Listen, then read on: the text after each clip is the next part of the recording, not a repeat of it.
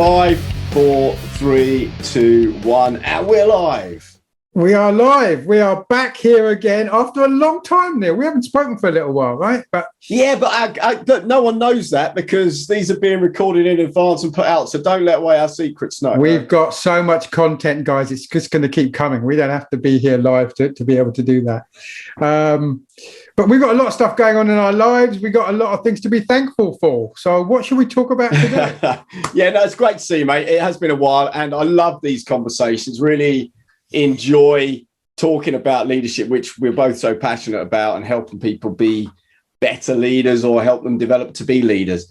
So today, a topic I really wanted to cover today, and we talked about covering because it's such an important part of leadership, but isn't something that is discussed typically in your classic leadership book, is about gratitude and the importance of being grateful and thankful and just recognizing within yourself what you're grateful for, but within your teams and within your business what you're grateful for. So that's what I wanted to talk about today. And when I phoned you up and said, let's talk about gratitude, mate, what did you think? Well, I thought differently today than I thought differently recently than I would have thought a long time ago. Because I've been working with you for a little while, it resonated with me a lot more because we've already been on that topic together as colleagues, right? But if you'd have asked me 12 or 18 months ago, I'd have probably said I haven't got time for that because I've got things to get on with, right? Yeah. So I don't quite get it. But now I do really get it. And I really understand the difference it can have in your mindset and the way that it could have about the way you approach your day, your team, your life, your business. So for me, I get it. The challenge is, can we get other people to get it as well and realize the value it can give for them? And it's interesting. I use gratitude exercises quite a lot in leadership workshops or in team workshops, and I'll talk about that a bit later on when we talk about what you could do and how you could do it. And what I find really interesting is people think of gratitude. You say, well, let's just think about gratitude for a minute, and you get this kind of, oh, that feels a bit uncomfortable. It's a bit weird thinking about being thankful, being grateful. But actually, when you get into it, it's a completely natural emotion. And it's an emotion that has a really powerful effect on the mind and the brain and the chemicals that are released into the nervous system as well. I'll tell you the other thing is it's quite infectious. Yeah. Right. Because if you can start thinking like that and behaving like that, it gives you a better outlook in the way that you behave, but that can rub off on other people.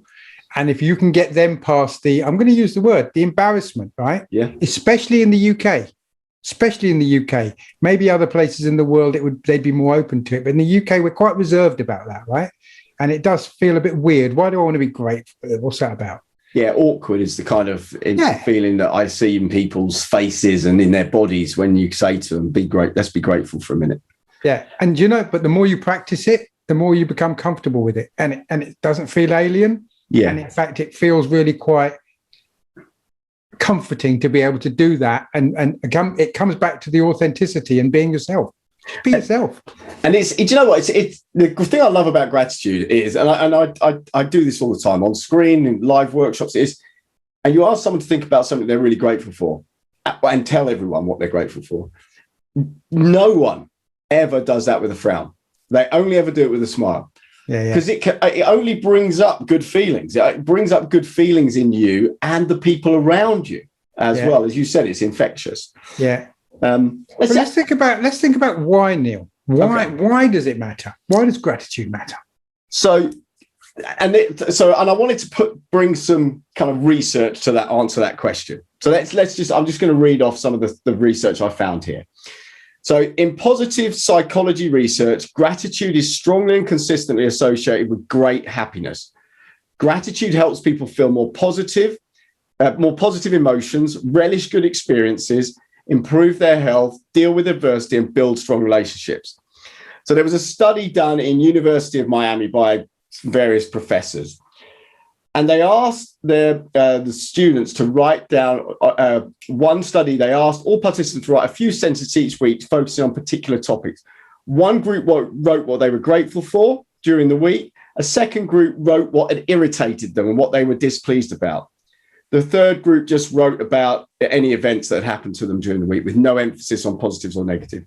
After 10 weeks, of doing this gratitude exercise, they found that the more optimistic felt better and about their lives. They felt better about how they lived and about their lives. And they exercised more and had fewer visits to physicians. So they were more caring about their body and their health as well, as opposed to those who focused on source of aggravation. So that was one study that just reinforced it. There was another study by the Greater Good Science Centre.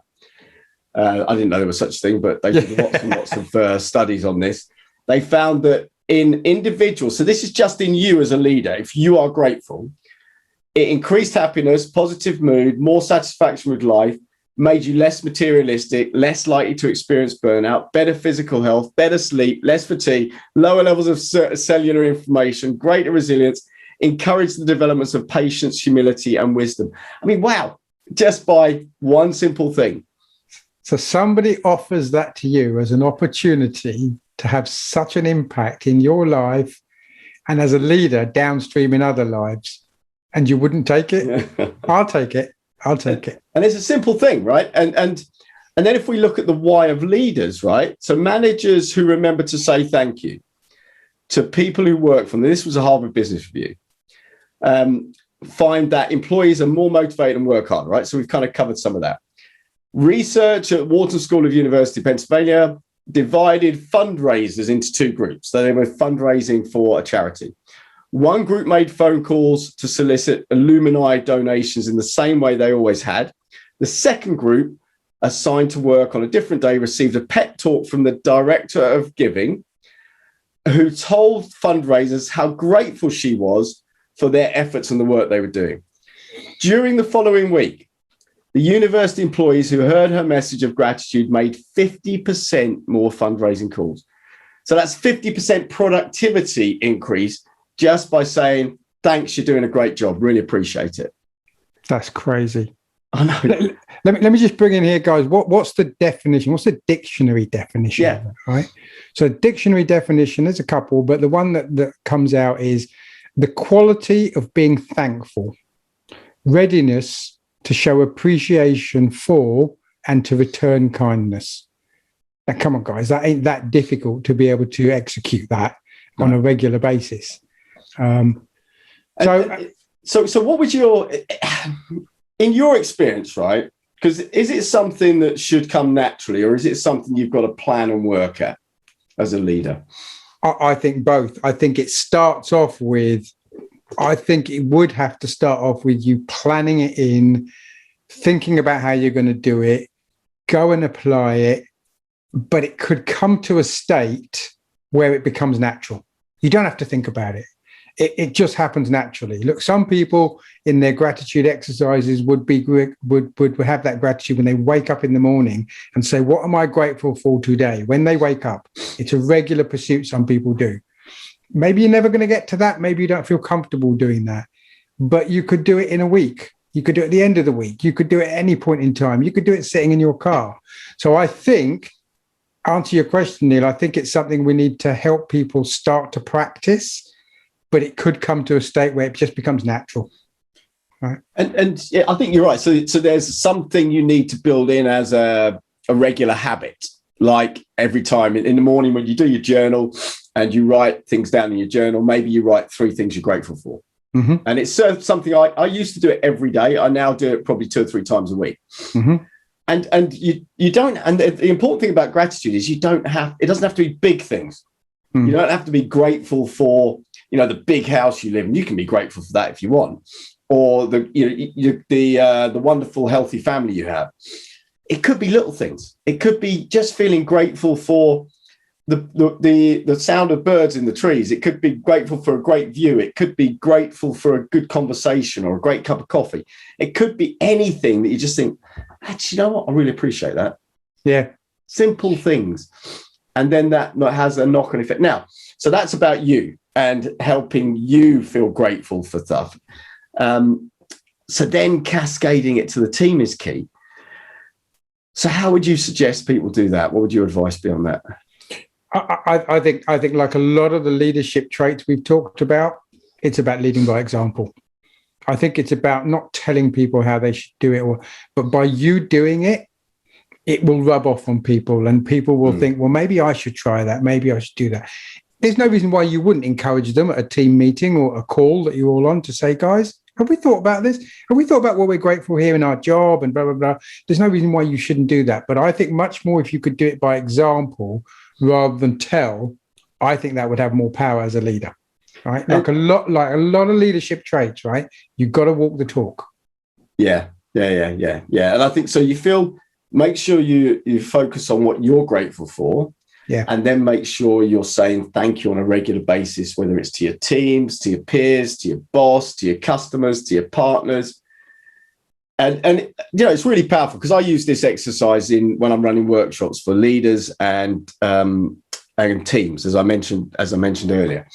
And what I do is three stages to it. I get people to write down on a piece of paper, if we're physically together, something they're really grateful for in their job. And then I get them to I fold up the piece of paper without their name on it, and then I'll read out those things.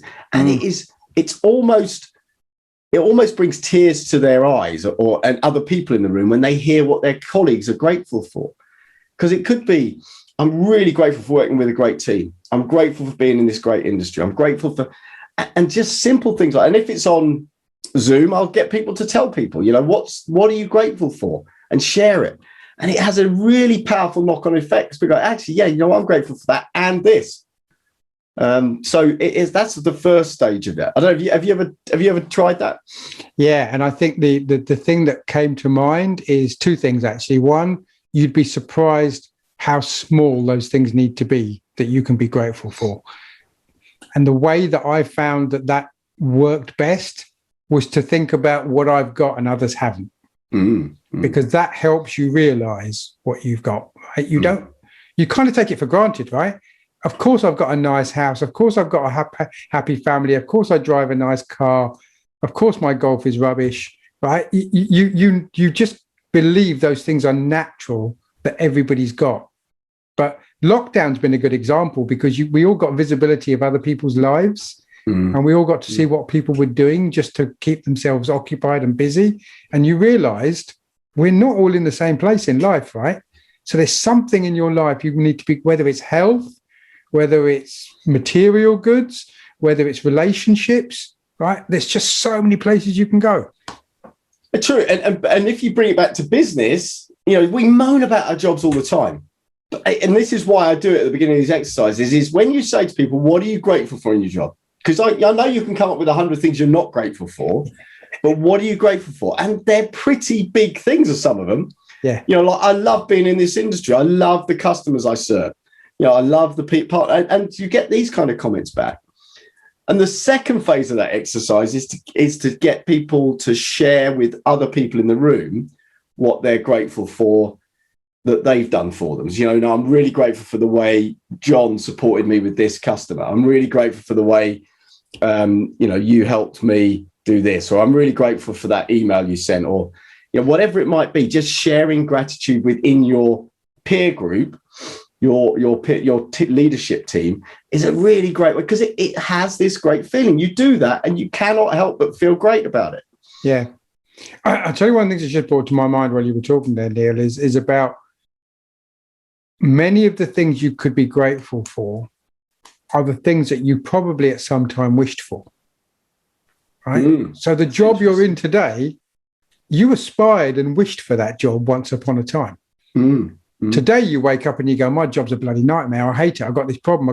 But you wished for this and you've got it, right? So be grateful for it. And of course there's problems within it. There's problems within it. I wished I had this lovely car, and now this car cost me a ton of money to run. Well, you asked for that car. Right. So if you look at it in that way, you asked to have a child, and now this child is a nightmare for you, but you asked to have that child, and there's lots of things to be grateful about for that. So think about that comparison, right? Yeah. And even if your child's a nightmare, you're still grateful for them. Of course you are. Even if you can't, and I think that, so is that mindset, and doing this as a leadership team is a really powerful thing to do. And the third step I brought in after reading a book, which I've got here, which is The Buddha and the Badass, right? Which is by Vishen Lakhiani. And I'd highly recommend it. It's a great book, The Buddha and the Badass. And what they did in the US, and there's a TED talk on this called The Happiness Advantage by Sean Akel.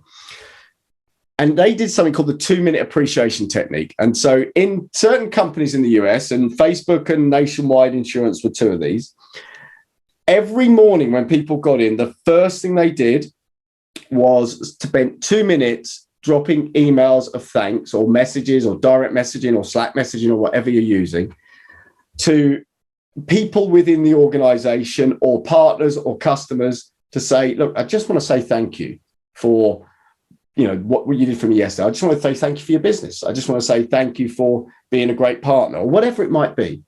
I just want to say thank you. And I bring this into workshops now, and I'll stop people, say, get your laptops open, just write off an email to say thank you for something. It's a bit weird to start with. Well, that'd be weird, someone receiving an email of thanks. But have you ever received an email of thanks from someone and thought, well, that's weird? No, never. No. You couldn't, could you? No. You couldn't. So the results of this work in the US, and they still do it over there now. So Nationwide Insurance found that I'll just cut through the crap of this paragraph, but basically it says over 18 months they saw a 50% rise in revenues, 237% rise in applications of people who wanted to work there, and in a single year they went from 650 million turnover to 950 million turnover with no new hires at all. So they've a 50% increase in. So just phenomenal, this ripple effect. Because what I found when people send an email to someone saying thank you, firstly, they get one back to say, that's really kind of you. Thanks for sending it. So you feel good. But then they send one on to someone else. They'll send an email and say, actually, yeah, I'm going to send an email of thanks. So you have this ripple effect that goes out throughout the organization. But that's interesting. That's an important message here, guys, that we're talking about. Have gratitude, but give gratitude, right? That's really important here. So you could have the gratitude every day in the way that we've just talked about. But if you don't pass it on, then you're missing a great opportunity. Because, by the way, how satisfying is it to give? How satisfying is it to give? And how much is it going to cost you to give gratitude, right? It's going to cost you time. That's all it's going to cost you. Time and a little bit of energy. And I think that's where it gets a bit confused in the corporate world, right? Whenever I talk about gratitude, oh, you mean the recognition program? No, I just mean saying thank you. You don't have to have a recognition program where you get Employee of the Month or you get some special award to be thankful. You just say thank you to someone. It could be a WhatsApp message, it could be a text message, it could be an email. Just something. And it doesn't have to be about something big either. It doesn't have to be because you've won this fabulous deal or because you've delivered a great service on a project. It could just be because, you just turned up for work and you're just doing a really steady, fulfilling job. And look, it could be one-to-one personal, or it could be openly on a call. There's no reason why. One of the guys I was working with the other day, Neil, I'm not sure if I told you about it, right? But we were talking about one of the things that a guy had done. And the guy I was working with said, that's really good, And I said, did you tell him that? And he said, no. I said, well, go and tell him. I said, tell you what, we got the team call tomorrow morning. I said, yeah, tell him on the team call. And do you know what? The impact on this call, when he simply gave a thank you in front of everybody and said, guys, taking nothing away from everyone else on the team, we've put in great contributions, but this situation happened yesterday and our customer made the comment that they're really appreciative of what this person has done. We got to convey that message, right? And when they convey, and this person went away, bold, chest out, really excited. And I pinged them and said, listen, just a quick word from me. Thanks really for what you did there in addition to what Paul said. And he said, do you know, that's going to carry me for weeks. I went, seriously? He went, yeah. He said, just to know that someone appreciates it. Yeah. And that's really important, right? We're not clairvoyants. We're not mind readers. You might think, I'm really grateful for that person, for what they did. I'm really grateful for this. But if you don't tell them, they don't know. Yeah. So make them feel good, not just you feel good. And I think that that's an important point though, about the getting people to say thank you in front of other people, but because it does just reinforces the importance of that. So why not do it every leadership meeting? As a leader, why not every leadership meeting ask people what they're really grateful for and ask them to share gratitude with each other? Yeah. Why not? Yeah. I think that's got to be far more important. You come back to what you said, right? We could talk about the formal programs and all that good stuff, or you could just do this, which is much more personal, much more meaningful. Interestingly, in that situation with the colleague I talked about, he said, should we have a weekly that we do this every week? And I went, yeah, but we don't want it to be artificial. We don't want to be going finding things to say thank you for if we don't think they exist. So again, guys, this has got to come from your heart, right? We've talked about things on here a number of times, like giving feedback and so on. If it comes from a good place, you will execute it excellently. You will do that, right? Yeah. Don't overplan it. Think about it personally and think about how you'd like to have somebody do that to you as well, right? And I bet, that you could sit down every day and for a minute, think of 3 things you're grateful for personally in your work, in your personal life, whatever, and then spend 2 minutes just dropping off the odd message to people to say thank you without it appearing like, oh, he's in his 2 minutes thankful mode at the moment. Because, for instance, how often do we say thank you to our customers? Yeah. How often do your key contact in a customer, how often do you say, I just want to say thanks for being a great customer. I just want to say thanks for supporting us as a business. I just want to say thanks for the work I get to do with you, which I really enjoy. Yeah. How often do we do that? So, this has been an interesting session, right? And I'd really like to hear from our audience what they think and does it add value for them and do they see value in this, right? We come to you and we talk to you about having a vision, having a strategy, good communication. Do you set good objectives for your team? How do you give them feedback? All of those are very content-driven, hard elements, right? This is a bit more softer than that, but it really is about being a good, authentic leader.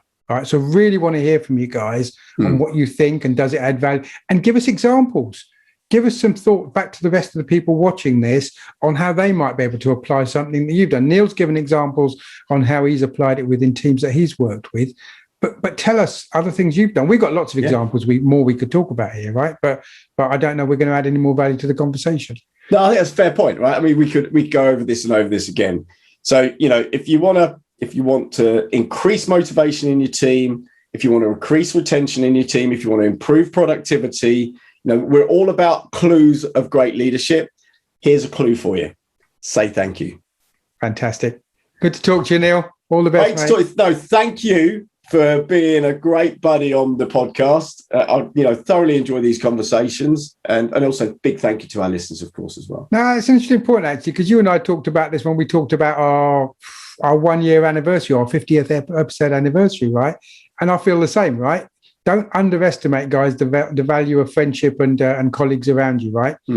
So, Neil, good to talk to you, buddy. Yeah, Speak to you soon. Cheers. Speak to you soon. Cheers, guys. Take care.